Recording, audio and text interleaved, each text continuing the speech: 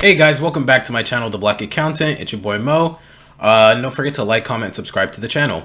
So today I want to talk a little bit about procrastination. You know, everybody's favorite subject. I'm sure if you're watching this type of video, it's like we all want to understand why it is that we procrastinate when we procrastinate. And, you know, I noticed that that was a pattern that I still sort of fall into. I think a lot less than I used to when I was back in college and even in my student days, but nonetheless, it's still there. And I was sitting around and kind of asking myself, like, why do I still do this?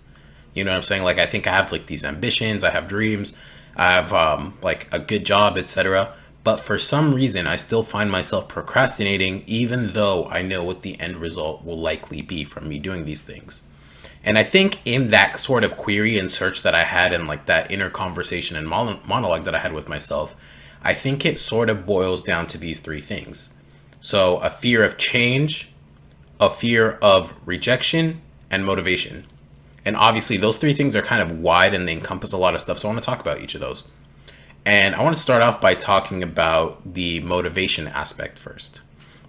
Like motivation, I think is a big, probably one of the biggest parts of procrastination, because at least speaking for myself, I've always felt like I have these motivations, like this aspiration to be a certain thing, to do a certain type of thing, but it was coming from different intentions at different points in life. For example, when I was in college, I had something to prove to myself. I had to prove to myself that I'm worthy, that I'm able to provide for myself, that I could sort of take care of myself, because I was living at home at the time. I was pretty poor, and I did not want to live in an environment with my parents. Nothing wrong with them at all, of course, but also I wanted to have control over my own life. I wanted to be able to do the things I wanted to do.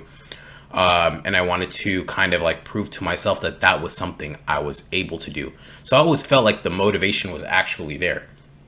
But I think as I kind of went from poor and then a college graduate and then sort of like working my way to a decent enough position, like survival and thriving are no longer my motivations, because I'm at a place where I can provide for myself decently enough. You know, I can live like a livable life. Not quite rich, not quite poor, but somewhere in the middle, obviously something like middle class. And I realized that as it came to motivation, I wasn't as motivated anymore. I wasn't as driven, because I had this job, and a corporate job, as you may or may not know, sort of starts to sap your motivation outside of anything related to that work. Because you kind of work these long hours, and after you're done and you clock out for the day, or you clock out in general, you sort of want to start relaxing. But then for me, I don't believe that this is kind of like my catch-all be-all, and I don't want to be a 9-to-5 worker my entire life. So I would like to do like these side projects, hence YouTube, etc., and things like that. And that started to be my motivation. But I realized that I was still procrastinating, even though I had these new ambitions and new sort of dreams, as I kind of already tackled that initial one. And I think I realized what comes with it is that you need to kind of have a reason for those next ambitions, something that drives you towards that ambition. Like, yeah, you want to make more money. Yeah, you want to do this certain thing, but why do you want to do that? So I kind of had to start figuring out my why. And I think that why started to really get me to act on things. And I just started to do the things that overwhelm me. And I think that kind of segued me into that other reason for procrastination rather than motivation, which I feel like I have plenty of. I think I stumbled into a fear of change. Now, fear of change, I think, is a very underrated reason for procrastination that we don't really see or talk about. But I think it's when you know that the steps that you'll take and the habits that you form and the things that you do will ultimately dictate your life path and what you'll be doing next. So for me, it was sort of like I grew up in dysfunction, and I was so used to dysfunction that when things started to kind of like figure themselves out and I started to solve my problems and I started to kind of like tackle these things, I saw myself kind of drifting away from old habits and old people and connections that I had for very long periods of time, and finding out and figuring out a whole new version of myself. And that started to scare me, because it was like a fear of success, in the sense that if I continue on this path and I keep doing XYZ, I won't recognize myself anymore. And I was really scared of that because it gave me this sense of nothing is the same. And it feels like this impending thing of just your childhood sort of being over. The area you're in is no longer familiar. You know, it's like you wake up one day in a bed that's your own, in an unfamiliar setting. And so many aspects of your life are different where you kind of want to somewhat maintain some sense of normalcy, or at least for myself, that's always something I wanted to be grounded to who I used to be while continuously changing. But I think I also realized that you cannot change, you cannot become a different version of yourself until you let go of previous versions of yourself. You know, I was looking for like this anchor of something that was familiar, and I think I'm realizing now that that's something I have to be more and more willing to let go of, despite how hard it is. And I think that's part of it. But segueing to the last reason, I think fear of rejection is probably one of the hugest ones as well. And I think this is a second reason that I really do procrastinate on things. And these are all obviously habits that I'm working towards changing. But the fear of rejection is tough because it's not necessarily a fear of people rejecting you, but more so a fear of what you put out, and the fear that your hopes and dreams are not enough to carry you through life.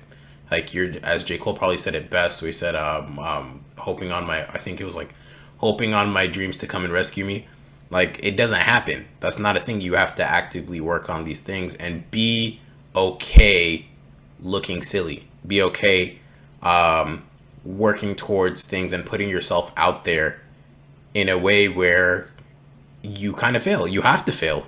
You have to fail. And I think I was so used to being like this gold star student all the time, that even though I want to do my best, I want recognition for doing my best. But then when you come to do like your own ventures and you start to do other stuff, that recognition might not be there off top. It's something that you have to start really earning, the same way that you would earn it at a job, the same way you would earn that gold star by kind of like being best in class or being best at your job or whatever. And I'm not gonna lie, I was starting to get really discouraged in the side things that I was doing because I would like upload videos on YouTube and I would see that the view count would kind of be lower and lower and lower every time, sometimes going back up to like a normal rate and then sometimes dropping back down. And I started, I think at some point, I was really suffocated in my 9 to 5 where I was just like doing all this extra work. And then outside of that, I would make the time to film and edit videos. And then that video would get like 5 views. Whereas I guess I was also seeing a lot of my peers, and when I say peers, like even family and friends who are being very successful with these same things or with their own ventures. And it was just like, damn, why is this not happening for me? But I think that was probably the second biggest reason for procrastination, and it still is. But I'm saying was, and I think we should always refer to it as was, because the habits that you form in your mind and the way that you speak about yourself and to yourself really dictate the avenue that you take and how you move forward in life. So I think those are the 3 biggest takeaways. Like, let me know in the comments of, do you procrastinate? Why do you procrastinate? Why do you think you procrastinate? And what are you doing to overcome that if you are doing anything? Don't forget to like, comment, and subscribe to the channel, and I'll see you guys in the next video.